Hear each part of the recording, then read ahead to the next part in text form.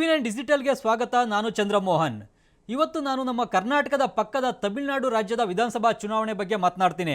ಮುಖ್ಯವಾಗಿ ನಮ್ಮ ಕರ್ನಾಟಕದ ಜನರಿಗೂ ಕೂಡ ನಮ್ಮ ಪಕ್ಕದ ರಾಜ್ಯವಾದಂಥ ತಮಿಳುನಾಡು ವಿಧಾನಸಭಾ ಚುನಾವಣೆಯಲ್ಲಿ ಈ ಬಾರಿ ಫಲಿತಾಂಶ ಏನಾಗ್ಬೋದು, ಯಾವ ಪಕ್ಷ ಅಧಿಕಾರಕ್ಕೆ ಬರ್ಬೋದು, ಯಾವ ಪಕ್ಷಕ್ಕೆ ಸೋಲಾಗ್ಬೋದು ಮತ್ತು ತಮಿಳುನಾಡು ರಾಜ್ಯದ ವಿಧಾನಸಭಾ ಚುನಾವಣೆಯಲ್ಲಿ ಚರ್ಚೆ ಆಗ್ತಾ ಇರತಕ್ಕಂತಹ ವಿಷಯಗಳು ಏನೇನು ಅನ್ನೋದ್ರ ಬಗ್ಗೆ ಸಾಕಷ್ಟು ಕುತೂಹಲ ಇದೆ. ಹೀಗಾಗಿ ನಾನು ತಮಿಳುನಾಡು ವಿಧಾನಸಭಾ ಚುನಾವಣೆ ಹೇಗೆ ನಡೀತಾ ಇದೆ, ಯಾವ ಪಕ್ಷ ಅಧಿಕಾರಕ್ಕೆ ಬರುವಂತಹ ಸಾಧ್ಯತೆ ಇದೆ ಮತ್ತು ತಮಿಳುನಾಡು ಜನರ ನಾಡಿ ಮಿಡಿತ ಏನು, ಈ ಬಾರಿ ಯಾವ ಪಕ್ಷದತ್ತ ಒಲವನ್ನು ತೋರ್ತಾ ಇದ್ದಾರೆ ಅನ್ನೋದ್ರ ಬಗ್ಗೆ ಮಾತನಾಡ್ತೀನಿ. ಮುಖ್ಯವಾಗಿ ಕಳೆದ 2 ವಿಧಾನಸಭಾ ಚುನಾವಣೆಗಳಲ್ಲಿ ತಮಿಳುನಾಡಿನಲ್ಲಿ ಎಐಡಿಎಂಕೆ ಪಕ್ಷವೇ ಅಧಿಕಾರಕ್ಕೆ ಬಂದಿದೆ.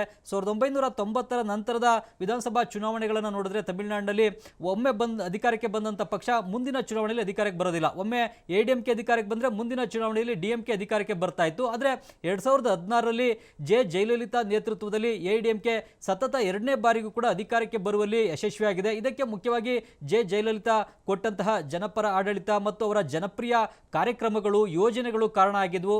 ಈ ಎಲ್ಲ ಕಾರಣಗಳಿಂದ ಜಯಲಲಿತಾ ನಾಯಕತ್ವದಲ್ಲಿ 2ನೇ ಬಾರಿಗೂ ಕೂಡ ತಮಿಳುನಾಡಲ್ಲಿ ಎಐಡಿಎಂಕೆ 2016ರಲ್ಲಿ ಅಧಿಕಾರಕ್ಕೆ ಬಂದಿತ್ತು. ಆದ್ರೀಗ 3ನೇ ಬಾರಿಗೂ ಕೂಡ ಅಧಿಕಾರಕ್ಕೆ ಬರಲಿಕ್ಕೆ ಎಐಡಿಎಂಕೆ ಈ ಬಾರಿ ಎಡಪ್ಪಾಡಿ ಪಳನಿಸ್ವಾಮಿ ನೇತೃತ್ವದಲ್ಲಿ ಹೋರಾಟವನ್ನು ನಡೆಸ್ತಾ ಇದೆ.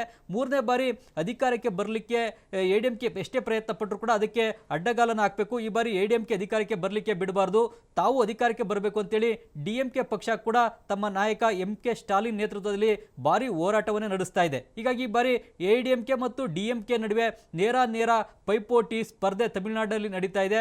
ಮುಖ್ಯವಾಗಿ ಈ ಬಾರಿ ತಮಿಳುನಾಡು ವಿಧಾನಸಭಾ ಚುನಾವಣೆಯ ವಿಶೇಷತೆ ಅಂದರೆ 1989-90ರ ನಂತರ ಇದ್ದಂತಹ ದಿಗ್ಗಜ ನಾಯಕರುಗಳು ಅಂತಂದರೆ ಕೆ ಕರುಣಾನಿಧಿ ಮತ್ತು ಜಯಲಲಿತಾ. ಆದರೆ ಈ ಇಬ್ಬರು ನಾಯಕರುಗಳು ಕೂಡ ಈ ಬಾರಿ ಇಲ್ಲ, ಇಬ್ಬರು ಕೂಡ ಸಾವನ್ನಪ್ಪಿದ್ದಾರೆ. ಇವರಿಬ್ಬರ ಸಾವಿನ ನಂತರ ನಡೀತಾ ಇರತಕ್ಕಂತಹ ಮೊದಲ ವಿಧಾನಸಭಾ ಚುನಾವಣೆ. ಹೀಗಾಗಿ ಒಂದು ನಾಯಕತ್ವದ ಕೊರತೆ ಕೂಡ ತಮಿಳುನಾಡಿನಲ್ಲಿ ಎದುರಾಗಿದೆ. ಇವರಿಬ್ಬರ ರಾಜಕೀಯ ಉತ್ತರಾಧಿಕಾರಿಗಳಾಗಿ ಯಾರನ್ನ ಆಯ್ಕೆ ಮಾಡಬೇಕು ಅನ್ನೋ ಒಂದು ಪ್ರಶ್ನೆ ಕೂಡ ಈಗ ತಮಿಳುನಾಡು ಜನರ ಮುಂದಿದೆ. ಹೀಗಾಗಿ ಈ ಚುನಾವಣೆಯಲ್ಲಿ ಆಯ್ಕೆಯಾದಂಥವರನ್ನೇ ಜಯಲಲಿತಾ ಮತ್ತು ಕೆ ಕರುಣಾನಿಧಿ ಅವರ ನಂತರದ ಮುಖ್ಯಮಂತ್ರಿ ಸ್ಥಾನವನ್ನು ಯಾರು ಅಲಂಕರಿಸ್ತಾರೆ ಅನ್ನೋ ಒಂದು ಪ್ರಶ್ನೆಗೂ ಕೂಡ ಉತ್ತರ ಸಿಗುತ್ತೆ.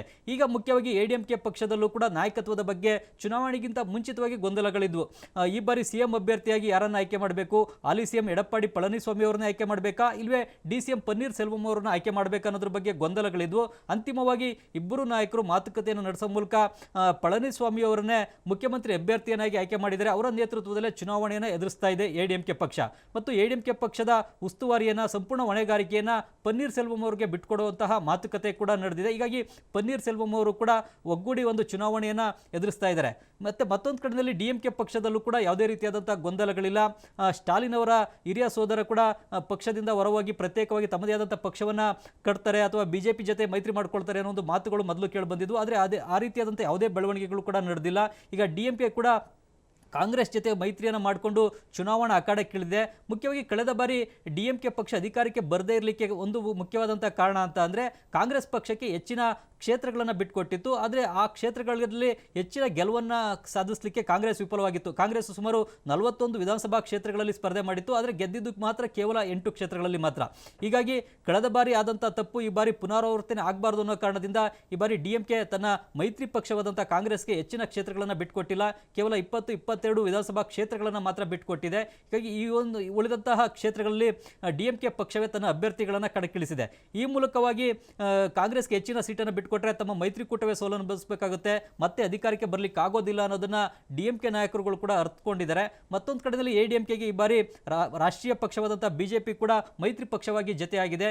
ಈಗ ಬಿಜೆಪಿ ಎಐಡಿಎಂಕೆ ಜೊತೆಗೆ ಮೈತ್ರಿ ಪಕ್ಷವಾಗಿ ಜೊತೆಯಾಗಿರೋದು ಪ್ಲಸ್ ಪಾಯಿಂಟ್ ಆಗುತ್ತಾ ಅಥವಾ ಎಐಡಿಎಂಕೆಗೆ ಮೈನಸ್ ಪಾಯಿಂಟ್ ಆಗುತ್ತಾ ಅನ್ನೋದಕ್ಕೆ ಚುನಾವಣಾ ಫಲಿತಾಂಶದಿಂದಲೇ ಉತ್ತರ ಸಿಗುತ್ತೆ. ಮುಖ್ಯವಾಗಿ ತಮಿಳುನಾಡಿನಲ್ಲಿ ತಮಿಳುನಾಡು ಅಂತಂದರೆ ದ್ರಾವಿಡ ಚಳುವಳಿಯಂತಹ ರಾಜ್ಯ, ಪೆರಿಯಾರ್ ಚಳುವಳಿ ನಡೆದಂತಹ ರಾಜ್ಯ. ಈ ರಾಜ್ಯದಲ್ಲಿ ರಾಷ್ಟ್ರೀಯ ಪಕ್ಷಗಳು ಇತ್ತೀಚಿನ ವರ್ಷಗಳಲ್ಲಿ ನೆಲೆಯೂರಲಿಕ್ಕೆ ಸಾಧ್ಯವಾಗ್ತಾ ಇಲ್ಲ. ಏನಿದ್ರು ಕೂಡ ಚುನಾವಣೆಯಲ್ಲಿ ಸ್ಪರ್ಧೆ, ಪೈಪೋಟಿ, ಅಧಿಕಾರದ ಗದ್ದುಗೆ ನೀಡಿದ್ದು ಡಿಎಂಕೆ ಮತ್ತು ಎಐಡಿಎಂಕೆ ಮಧ್ಯೆ ಸೀಮಿತ ಆಗಿಬಿಟ್ಟಿದೆ. ಇಂತಹ ರಾಜ್ಯದಲ್ಲೂ ಈಗ ಕಾಂಗ್ರೆಸ್ ಮತ್ತು ಬಿಜೆಪಿ ಪಕ್ಷಗಳು ಕೂಡ ತಾವು ನೆಲೆಯೂರಬೇಕು, ತಾವು ಕೂಡ ಹೆಚ್ಚಿನ ಕ್ಷೇತ್ರಗಳಲ್ಲಿ ಗೆಲುವನ್ನು ಸಾಧಿಸಲಿಕ್ಕೆ ಸಾಕಷ್ಟು ಪ್ರಯತ್ನವನ್ನು, ಪೈಪೋಟಿಯನ್ನು ನಡೆಸ್ತೇವೆ. ಮುಖ್ಯವಾಗಿ 2001ರ ವಿಧಾನಸಭಾ ಚುನಾವಣೆಯಲ್ಲಿ ತಮಿಳುನಾಡಲ್ಲಿ ಬಿಜೆಪಿ ಕೂಡ 4 ಕ್ಷೇತ್ರಗಳಲ್ಲಿ ಗೆದ್ದಿತ್ತು. ಆದರೆ 2016ರಲ್ಲಿ ಒಂದೇ ಒಂದು ಕ್ಷೇತ್ರದಲ್ಲೂ ಕೂಡ ಬಿಜೆಪಿ ಪಕ್ಷಕ್ಕೆ ಗೆಲುವನ್ನು ಸಾಧಿಸಲಿಕ್ಕೆ ಸಾಧ್ಯವಾಗಿಲ್ಲ. ಆದರೆ ಹೀಗಾಗಿ ಈ ಬಾರಿ ಆಡಳಿತಾರೂಢ AIADMK ಜೊತೆಗೆ ಮೈತ್ರಿಯನ್ನು ಮಾಡಿಕೊಂಡು ತನ್ನ ಪಕ್ಷದ ಅಭ್ಯರ್ಥಿಗಳನ್ನು ಕೂಡ ಗೆಲ್ಲಿಸ್ಕೊಳ್ಬೇಕು ಅಂತೇಳಿ ಬಿಜೆಪಿ ನಾಯಕರುಗಳು ಕೂಡ ಹೋರಾಟವನ್ನು ನಡೆಸ್ತಾ ಇದ್ದಾರೆ.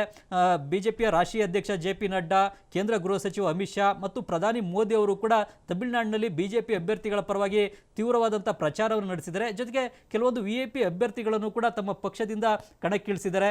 ಕರ್ನಾಟಕದಲ್ಲಿ IPS ಅಧಿಕಾರಿಯಾಗಿ ಕರ್ನಾಟಕದ ಸಿಂಗಮ್ ಅಂತಲೇ ಹೆಸರಾಗಿದ್ದಂತಹ K ಅಣ್ಣಾಮಲೈ ಅವರನ್ನ ಅರವೈಕುರ್ಚಿ ವಿಧಾನಸಭಾ ಕ್ಷೇತ್ರದಿಂದ ಕಣಕ್ಕಿಳಿಸಲಾಗಿದೆ. ಇನ್ನು ಕೊಯಮತ್ತೂರು ದಕ್ಷಿಣ ಕ್ಷೇತ್ರದಿಂದ ಬಿಜೆಪಿ ರಾಷ್ಟ್ರೀಯ ಮಹಿಳಾ ಘಟಕದ ಅಧ್ಯಕ್ಷೆಯಾಗಿರುವ ವಾನತಿ ಶ್ರೀನಿವಾಸನ್ ಅವರನ್ನ ಕಣಕ್ಕಿಳಿಸಲಾಗಿದೆ. ಥೌಸಂಡ್ ಲೈಟ್ಸ್ ವಿಧಾನಸಭಾ ಕ್ಷೇತ್ರದಿಂದ ದಕ್ಷಿಣ ಭಾರತದ ಖ್ಯಾತ ನಟಿ ಖುಷ್ಬು ಅವರನ್ನ ಬಿಜೆಪಿ ತನ್ನ ಅಭ್ಯರ್ಥಿಯಾಗಿ ಕಣಕ್ಕಿಳಿಸಿದೆ. ಜೊತೆಗೆ ಧರ್ಮಪುರ ಕ್ಷೇತ್ರದಿಂದ ಬಿಜೆಪಿಯ ತಮಿಳುನಾಡು ಘಟಕದ ಅಧ್ಯಕ್ಷ ಮುರುಗನ್ ಅವರು ಕೂಡ ಕಣಕ್ಕಿಳಿದಿದ್ದಾರೆ. ಹೀಗಾಗಿ ಕೆಲವೊಂದು ಅಭ್ಯರ್ಥಿಗಳಾದರೂ ಕೂಡ ಈ ಬಾರಿ ಗೆಲುವನ್ನು ಸಾಧಿಸಬಹುದು ಅನ್ನೋ ಒಂದು ಭರವಸೆಯನ್ನು ನಿರೀಕ್ಷೆಯನ್ನು ಬಿಜೆಪಿ ಇಟ್ಕೊಂಡಿದೆ. ವಿಶೇಷವಾಗಿ ಕೊಯಮತ್ತೂರು ದಕ್ಷಿಣ ಕ್ಷೇತ್ರದಲ್ಲಿ ವನತಿ ಶ್ರೀನಿವಾಸನ್ ಅವರ ವಿರುದ್ಧ MNM ಪಕ್ಷದ ನಟ ಕಮಲ್ ಹಾಸನ್ ಕೂಡ ಕಣಕ್ಕಿಳಿದಿದ್ದಾರೆ. ಕೊಯಮತ್ತೂರಿನಲ್ಲಿ ಹಿಂದೆ ಬಿಜೆಪಿಯ ಸಂಘಟನೆ ಪ್ರಬಲವಾಗಿತ್ತು. RSSನ ಶಾಖೆಗಳು ಹೆಚ್ಚಿನ ಸಂಖ್ಯೆಯಲ್ಲಿವೆ. RSSನ ಸ್ವಯಂ ಸೇವಕರು ಹೆಚ್ಚಿನ ಸಂಖ್ಯೆಯಲ್ಲಿದ್ದಾರೆ. ಹೀಗಾಗಿ ಒಂದು ಬಿಜೆಪಿ ಗೆಲುವಿನ ನಿರೀಕ್ಷೆ ಇಟ್ಕೊಂಡಿರ್ತಕ್ಕಂಥ ಕ್ಷೇತ್ರಗಳಲ್ಲಿ ಕೊಯಮತ್ತೂರು ದಕ್ಷಿಣ ಕ್ಷೇತ್ರ ಕೂಡ ಒಂದು, ಜೊತೆಗೆ ಅಣ್ಣಾಮಲೈ ಕೂಡ ಗೆಲ್ಬೋದು ಅನ್ನೋ ಒಂದು ನಿರೀಕ್ಷೆಯನ್ನು ಬಿಜೆಪಿ ನಾಯಕರುಗಳು ಇಟ್ಕೊಂಡಿದ್ದಾರೆ. ಮುಖ್ಯವಾಗಿ ಈ ಬಾರಿ ತಮಿಳುನಾಡಿನಲ್ಲಿ AIADMKಗೂ ಕೂಡ ಒಂದು ನಾಯಕತ್ವದ ಕೊರತೆ ಕಾಡ್ತಾ ಇದೆ. ಅಮ್ಮ ಜಯಲಲಿತಾ ಈಗ ಇಲ್ಲ, ಆದರೆ ಅವರ ಹೆಸರನ್ನೇ ಇಟ್ಕೊಂಡೇ AIADMK ಚುನಾವಣೆಯನ್ನು ಎದುರಿಸ್ತಾ ಇದೆ. ಜೊತೆಗೆ ಶಶಿಕಲಾ ನಟರಾಜನು ಕೂಡ ರಾಜಕೀಯ ಪ್ರವೇಶ ಮಾಡದೇ ಇರೋದು, ತಮ್ಮ ಅಭ್ಯರ್ಥಿಗಳನ್ನು ಕಣಕ್ಕಿಳಿಸದೇ ಇರೋದು ಕೂಡ AIADMKಗೆ ಒಂದು ದೊಡ್ಡ ಪ್ಲಸ್ ಪಾಯಿಂಟ್ ಆಗ್ಬೋದು. ಆದರೆ ಮತ್ತೊಂದು ಕಡೆಯಲ್ಲಿ ನಟ ಸೂಪರ್ ಸ್ಟಾರ್ ರಜನಿಕಾಂತ್ ಕೂಡ ಚುನಾವಣಾ ರಾಜಕೀಯವನ್ನು ಪ್ರವೇಶಿಸ್ತೀನಿ ಅಂತೇಳಿ ಮೊದಲು ಹೇಳಿದರು, ಆ ಬಳಿಕ ಹಿಂದೆ ಸರಿದ್ರು. ಇದರಿಂದಾಗಿ ಒಂದು ರೀತಿಯಲ್ಲಿ ಯಾರಿಗೆ ಪ್ಲಸ್ ಪಾಯಿಂಟ್ ಆಗುತ್ತೆ, ಯಾರಿಗೆ ಮೈನಸ್ ಪಾಯಿಂಟ್ ಆಗುತ್ತೆ ಅನ್ನೋ ಒಂದು ಚರ್ಚೆ ಕೂಡ ನಡೀತಾ ಇದೆ. ಒಂದು ವೇಳೆ ಏನಾದರೂ ಕೂಡ ರಜನಿಕಾಂತ್ ಚುನಾವಣಾ ಅಖಾಡಕ್ಕೆ ಇಳಿದಿದ್ರೆ ಬಿಜೆಪಿಯ ಮತ ಬ್ಯಾಂಕ್ಗಳು ಅಥವಾ AIADMK ಮತ ಬ್ಯಾಂಕ್ಗಳೇ ಇಬ್ಬಾಗ ಆಗ್ಬೋದು. ಇದರಿಂದ DMKಗೆ ಲಾಭ ಆಗುತ್ತೆ ಅನ್ನೋಂಥ ಚರ್ಚೆಗಳು ಕೂಡ ನಡೀತಾ ಇದ್ವು. ಆದರೆ ಕೊನೆ ಕ್ಷಣದಲ್ಲಿ ನಟ ರಜನಿಕಾಂತ್ ಅವರೇ ತಾವು ಚುನಾವಣಾ ರಾಜಕೀಯದಿಂದ ಅನಾರೋಗ್ಯದ ಕಾರಣದಿಂದ ಹಿಂದೆ ಸರಿತೀನಿ ಅಂತೇಳಿ ಘೋಷಣೆಯನ್ನು ಮಾಡಿದ್ದಾರೆ. ಹೀಗಾಗಿ ಈ ಒಂದು ಫ್ಯಾಕ್ಟರ್ ಕೂಡ ಚುನಾವಣೆ ಮೇಲೆ ಪರಿಣಾಮವನ್ನು ಬೀರ್ಬೋದು. ಇತ್ತೀಚೆಗೆ ನಟ ರಜನಿಕಾಂತ್ ಅವರಿಗೆ ಕೇಂದ್ರ ಸರ್ಕಾರ ದಾದಾ ಸಾಹೇಬ್ ಫಾಲ್ಕೆ ಪ್ರಶಸ್ತಿಯನ್ನು ಕೂಡ ಘೋಷಣೆ ಮಾಡಿದೆ. ಹೀಗಾಗಿ ನಟ ರಜನಿಕಾಂತ್ ಅವರ ಅಭಿಮಾನಿಗಳ ಮೇಲೆ ಇದೇನಾದರೂ ಕೂಡ ಪ್ರಭಾವ ಬೀರಿ ಆಡಳಿತಾರೂಢ AIADMK ಮತ್ತು ಬಿಜೆಪಿಗೆ ಮತಗಳಾಗಿ ಪರಿವರ್ತನೆ ಆಗುತ್ತಾ, ಮತ್ತು ರಜನಿಕಾಂತ್ ಅವರ ಅಭಿಮಾನಿಗಳು AIADMK ಮತ್ತು ಬಿಜೆಪಿ ಮೈತ್ರಿಕೂಟವನ್ನು ಬೆಂಬಲಿಸಬಹುದು ಅನ್ನತಕ್ಕಂತಹ ಚರ್ಚೆಗಳು ಕೂಡ ನಡೀತಾವೆ. ಹೀಗಾಗಿ ಈಗ ತಮಿಳುನಾಡಿನ ಚುನಾವಣೆ ಸಾಕಷ್ಟು ಕುತೂಹಲವನ್ನು ಕೆರಳಿಸಿದೆ. ಮುಖ್ಯವಾಗಿ ಕಳೆದ 10 ವರ್ಷಗಳಿಂದ DMK ಅಧಿಕಾರದಲ್ಲಿ ಇರಲಿಲ್ಲ. ಈ ಬಾರಿ ಅಧಿಕಾರಕ್ಕೆ ಬರ್ತಕ್ಕಂಥ ನಿರೀಕ್ಷೆಯನ್ನ DMK ಪಕ್ಷ ಇಟ್ಕೊಂಡಿದೆ. ಸ್ಟಾಲಿನ್ ಅವರೇ DMK ಪಕ್ಷದ ಮುಖ್ಯಮಂತ್ರಿ ಅಭ್ಯರ್ಥಿಯಾಗಿದ್ದಾರೆ. ಜೊತೆಗೆ ಕಾಂಗ್ರೆಸ್ಗೂ ಕೂಡ ಕೇವಲ 20-22 ವಿಧಾನಸಭಾ ಕ್ಷೇತ್ರಗಳಲ್ಲಿ ಮಾತ್ರ ಮೈತ್ರಿಯನ್ನ ಮಾಡಿಕೊಂಡಿದೆ, ಅಷ್ಟು ಕ್ಷೇತ್ರಗಳನ್ನು ಮಾತ್ರ ಬಿಟ್ಟುಕೊಟ್ಟಿದೆ. ಹೀಗಾಗಿ ತಮ್ಮ ಪಕ್ಷದ ಅಭ್ಯರ್ಥಿಗಳೇ ಹೆಚ್ಚಿನ ಸಂಖ್ಯೆಯಲ್ಲಿ ಕಣದಲ್ಲಿದ್ದಾರೆ. ಮತ್ತು ಎಡಪ್ಪಾಡಿ ಪಳನಿಸ್ವಾಮಿ ಅಂತ ಸಮರ್ಥ ನಾಯಕ ಅಲ್ಲ.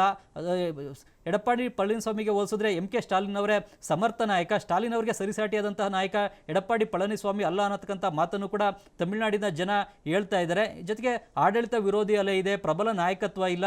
ಜೊತೆಗೆ AIADMK ಪಕ್ಷಕ್ಕೆ ಒಂದು ಆಂತರಿಕ ಕಚ್ಚಾಟ ಇದೆ. ಬಹುತೇಕ ಕ್ಷೇತ್ರಗಳಲ್ಲಿ ಬಂಡಾಯ ಅಭ್ಯರ್ಥಿಗಳು ಕೂಡ AIADMK ಪಕ್ಷದಿಂದನೇ ಕಣಕ್ಕಿಳಿದಿದ್ದಾರೆ. ಇದರಿಂದಾಗಿ AIADMK ಪಕ್ಷದ ಮತಗಳೇ ಇಬ್ಬಾಗ ಆಗ್ಬೋದು. ಇದರ ಲಾಭ DMK ಪಕ್ಷಕ್ಕೆ ಸಿಗ್ಬೋದು ಅನ್ನತಕ್ಕಂತಹ ಲೆಕ್ಕಾಚಾರಗಳು ಕೂಡ ತಮಿಳುನಾಡಿನಲ್ಲಿ ನಡೀತಾ ಇವೆ. ಹೀಗಾಗಿ ಈ ಬಾರಿಯ ಚುನಾವಣೆಯಲ್ಲಿ DMK ಯಾವುದೇ ಒಂದು ಪ್ರಬಲವಾದಂತಹ ಒಂದು ಅಲೆ ಇಲ್ಲದೆ ಇದ್ರೂ ಕೂಡ ಸ್ಪಷ್ಟವಾದಂಥ ಬಹುಮತ ಪಡೆದು ಅಧಿಕಾರಕ್ಕೆ ಬರ್ಬೋದು ಅಂತೇಳಿ ಚುನಾವಣಾ ಪೂರ್ವ ಸಮೀಕ್ಷೆಗಳು ಹೇಳ್ತವೆ. ಮುಖ್ಯವಾಗಿ ಟೈಮ್ಸ್ ನಾವು ನಡೆಸಿದಂಥ ಸಮೀಕ್ಷೆನಲ್ಲೂ ಕೂಡ DMK ಮತ್ತು ಕಾಂಗ್ರೆಸ್ ಮೈತ್ರಿಕೂಟ ಸುಮಾರು 154 ಕ್ಷೇತ್ರಗಳಲ್ಲಿ ಗೆಲುವನ್ನು ಸಾಧಿಸಬಹುದು ಅಂತ ಹೇಳಿದೆ. ಇದೇ ರೀತಿಯಲ್ಲಿ ತಂತಿ TV ನಡೆಸಿದಂಥ ಸಮೀಕ್ಷೆನಲ್ಲೂ ಕೂಡ DMK ಮೈತ್ರಿಕೂಟಕ್ಕೆ ಸ್ಪಷ್ಟವಾದ ಬಹುಮತ ಸಿಗಲಿದೆ ಅಂತ ಹೇಳಿದೆ. ಜೊತೆಗೆ ಪುದಿಯ ತಲೆಮರಿ TV ಚಾನಲ್ ನಡೆಸಿದಂಥ ಸಮೀಕ್ಷೆನಲ್ಲೂ ಕೂಡ DMK ಮತ್ತು ಕಾಂಗ್ರೆಸ್ ಮೈತ್ರಿಕೂಟ ಈ ಬಾರಿ ಅಧಿಕಾರದ ಗದ್ದಿಗೆಯನ್ನು ಹಿಡಿಬಹುದು. ಆದರೆ ತಮಿಳುನಾಡಿನಲ್ಲಿ ಯಾವುದೇ ಒಂದು ಪಕ್ಷದ ಪರವಾದಂತಹ ಅಲೆ ಇಲ್ಲ ಅನ್ನೋದನ್ನ ಈ ಎಲ್ಲಾ ಸಮೀಕ್ಷೆಗಳು ಕೂಡ ಹೇಳಿವೆ. ಹೀಗಾಗಿ ಈಗ ತಮಿಳುನಾಡಿನಲ್ಲಿ ಚುನಾವಣಾ ಪೂರ್ವ ಸಮೀಕ್ಷೆಗಳು ನಿಜವಾಗ್ತವಾ ಇಲ್ವೇ ಸುಳ್ಳಾಗ್ತವಾ ಅನ್ನೋದನ್ನ ಮೇ 2ರವರೆಗೂ ಕೂಡ ಕಾದು ನೋಡಬೇಕಾಗುತ್ತೆ. ತಮಿಳುನಾಡಿನಲ್ಲಿ ಈಗ ಒಂದೇ ಹಂತದಲ್ಲಿ ಚುನಾವಣೆ ನಡೀತಾ ಇದೆ. ಹೀಗಾಗಿ ಈ ಒಂದು ತಮಿಳುನಾಡಿನ ವಿಧಾನಸಭಾ ಚುನಾವಣೆ ಸಾಕಷ್ಟು ಕುತೂಹಲವನ್ನು ಕೆರಳಿಸಿದೆ. ತಮಿಳುನಾಡು ರಾಜ್ಯ ಕರ್ನಾಟಕದೊಂದಿಗೆ ಕಾವೇರಿ ನದಿ ನೀರಿನ ಹಂಚಿಕೆಯ ವಿವಾದವನ್ನು ಕೂಡ ಹೊಂದಿರೋದ್ರಿಂದಾಗಿ ತಮಿಳುನಾಡಿನಲ್ಲಿ ಏನಾದರೂ ಕೂಡ AIADMK ಅಧಿಕಾರಕ್ಕೆ ಬಂದರೆ ಕಾವೇರಿ ನದಿ ನೀರು ವಿವಾದವನ್ನು ಕೆದಕಿ ಕರ್ನಾಟಕದೊಂದಿಗೆ ಜಗಳ ತೆಗಿಬೋದು. DMK ಅಧಿಕಾರಕ್ಕೆ ಬಂದರೆ ಆ ಕಾವೇರಿ ವಿವಾದವನ್ನು ತೆಗೆದು ಜಗಳ ಮಾಡ್ತಕ್ಕಂಥ ಸಾಧ್ಯತೆಗಳು ಕೂಡ ಕಡಿಮೆ. ಈ ಕಾರಣಕ್ಕಾಗಿ ಇದು ಕರ್ನಾಟಕದ ಮೇಲೂ ಕೂಡ ಪರಿಣಾಮವನ್ನು ಬೀರುತ್ತೆ. ತಮಿಳುನಾಡಲ್ಲಿ ಯಾವ ಪಕ್ಷ ಅಧಿಕಾರಕ್ಕೆ ಬರುತ್ತೆ ಇಲ್ಲ ಅನ್ನೋದನ್ನು ಈ ಕಾರಣಕ್ಕಾಗಿಯೇ ಕರ್ನಾಟಕದ ಕಾವೇರಿ ಕಣಿವೆಯ ಜನ ಮತ್ತು ರಾಜ್ಯದ ಎಲ್ಲ ಭಾಗದ ಜನರು ಕೂಡ ಬಹಳ ಕುತೂಹಲದಿಂದ ಎದುರು ನೋಡ್ತಾ ಇದ್ದಾರೆ. ಈ ಒಂದು ತಮಿಳುನಾಡಲ್ಲಿ ಈ ಬಾರಿ ಯಾವ ಪಕ್ಷ ಅಧಿಕಾರಕ್ಕೆ ಬರಲಿದೆ ಅನ್ನೋದಕ್ಕೆ ಮೇ 2ರಂದು ಸ್ಪಷ್ಟವಾದಂತಹ ಉತ್ತರ ಫಲಿತಾಂಶದ ಮೂಲಕ ಸಿಗಲಿದೆ.